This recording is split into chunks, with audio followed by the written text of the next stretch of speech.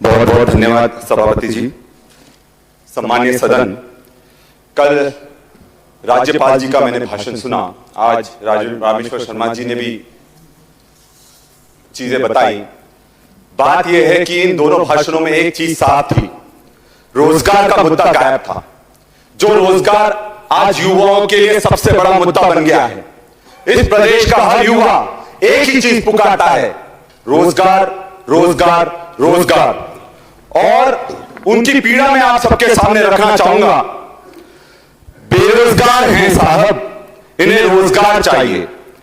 भ्रष्टाचार में लोग खूब नौकरी पा रहे हैं, रिश्वत की कमाई खूब मजे से खा रहे हैं। नौकरी पाने के लिए यहां जुगाड़ चाहिए। बेरोजगार हैं साहब, इन्हें रोजगार चाहिए। टैलेंट की कोई कमी नहीं मध्य प्रदेश की सड़कों पर। दुनिया बदल देंगे, भरोसा करो इन लड़कों पर। कैसे मिले नौकरी जब नौकरी ही बिकी जा रही है। नौकरी की प्रक्रिया में अब तो सुधार चाहिए। बेरोजगार हैं साहब, इन्हें रोजगार चाहिए। साहब, मैं सभी यहां पर उपस्थित विधायकों को मैं एक चीज कहना चाहूंगा कि रोजगार का महत्व आज सबसे ज्यादा हो गया है। मैं खुद कॉम्पिटिटिव प्रतियोगिता परीक्षा से निकलकर डॉक्टर बना, सर्जन बना, और उस प्रतियोगिता परीक्षा की मैं पीड़ा समझता हूं कि जब 3-3, 4-4 साल आपकी परीक्षा नहीं आती, परीक्षा आती है तो रिजल्ट नहीं आता, रिजल्ट आता है तो उसमें भ्रष्टाचार हो जाता है। और यह सबसे बड़ी चुनौती इसलिए भी है क्योंकि मध्य प्रदेश में जब भी बच्चा कोई परीक्षा देता है तो वो बच्चा परीक्षा नहीं दे रहा होता सर, पूरा परिवार परीक्षा दे रहा होता है। और परिवार को डर लगा रहता है कहीं बच्चे के मानसिक संतुलन ना बिगड़ जाए और बच्चा आत्महत्या ना कर ले। यह हकीकत है। और यही सी स्थिति 2 दिन पहले इंदौर के एक बालक ने एमपीपीएससी की जो तैयारी कर रहा था, उसने आत्महत्या कर ली। उसके आत्महत्या करने से शायद कुछ लोगों को फर्क नहीं पड़ेगा, पर यह सिस्टम के मुंह पर जबरदस्त तमाचा है। क्योंकि आज अगर हम अपने बच्चों को रोजगार नहीं दे पा रहे हैं तो हम उनके लिए कुछ अच्छा नहीं कर रहे हैं। और सबसे बड़ी बात मैं सभापति जी के सामने रखूंगा। आज मेरा एक तारांकित प्रश्न था कि कितनी भर्तियां हुई, उनकी कब विज्ञप्ति निकली, और विज्ञप्ति निकली तो उसका क्या हुआ, और अगर विज्ञप्ति निरस्त हुई तो उन बच्चों को वह पैसे वापस करेंगे कि नहीं करेंगे।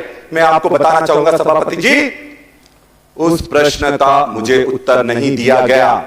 क्या यह विधायक के प्रोटोकॉल का उल्लंघन नहीं है कि प्रश्न पूछे जाने पर उसका उत्तर नहीं दिया जाए। मैं एक और बात कहता हूं कि मध्य प्रदेश में सरकार, मुख्यमंत्री बहुत वादे करते हैं, और जिस तरह के वादे अतिथि शिक्षकों के साथ किए गए, अतिथि विद्वानों के साथ किए गए, आशा कार्यकर्ताओं, आंगनवाड़ियों के साथ करेंगे, सबको छल लिया गया है। और आज बेरोजगारी पलायन का सबसे बड़ा कारण है। मैं एक आदिवासी हूं, आदिवासी अंचल से आता हूं। हमारे पूरे लोग गुजरात जाते हैं नौकरी करने के लिए। क्या कारण है कि उनका रोजगार झाबुआ में नहीं मिल पाता, आदिवासी अंचल में नहीं मिल पाता, उनको बाहर पलायन करना पड़ता है क्योंकि उनके पास रोजगार नहीं है। क्या कारण है मध्य प्रदेश में ST/SC बैकलॉग के 1.5 लाख से ज्यादा पद खाली पड़े हुए हैं। क्या कारण है कि आदिवासियों के लिए जो पैसा आता है, जो उनके अधिकार का पैसा है, ट्राइबल सब प्लान का पैसा है, उसका 207 करोड़ रुपए दूसरे विभाग में दे दिया जाता है। ये शर्म की बात है सभापति जी। और सबसे बड़ी बात, मध्य प्रदेश में रिटायरमेंट की उम्र 62 से बढ़ाकर 65 करने जा रहे हैं। 5 लाख लड्डुओं की तो बात बता रहे हो, पर 5 लाख रोजगार कब दो ये भी बताओगे हम आपको। और 5 लाख रोजगार जिनको मिलना था आपने उनको हटा दिया।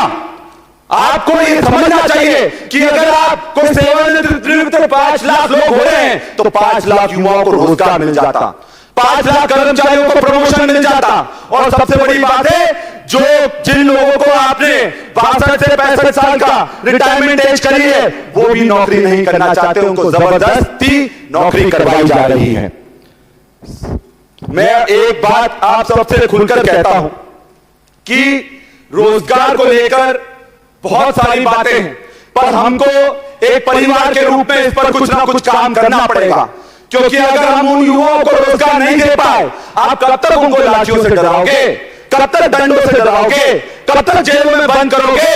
अगर एक भगत सिंह बन गया तो सबको तबाह कर रख देगा, क्योंकि हम लोग भगत सिंह बनना नहीं चाहते हैं, हम लोग वो घाट में चीज लेना नहीं चाहते हैं, क्योंकि यह महात्मा गांधी का देश है और हम जानते हैं कि हमारे अंदर भी भगत सिंह है, हमारे अंदर भी चंद्रशेखर आजाद है, और हम लड़ने से पीछे नहीं हटने वाले। हम लोग महात्मा गांधी के लोग हैं, हम गोडसे के लोग नहीं है जो माफी मांग लेंगे। समाप्त कीजिए, 5 मिनट हो गए। आज मैं 2 पंक्तियों के साथ अपनी बात को समाप्त करना चाहूंगा कि मध्य प्रदेश में युवाओं की क्या स्थिति है।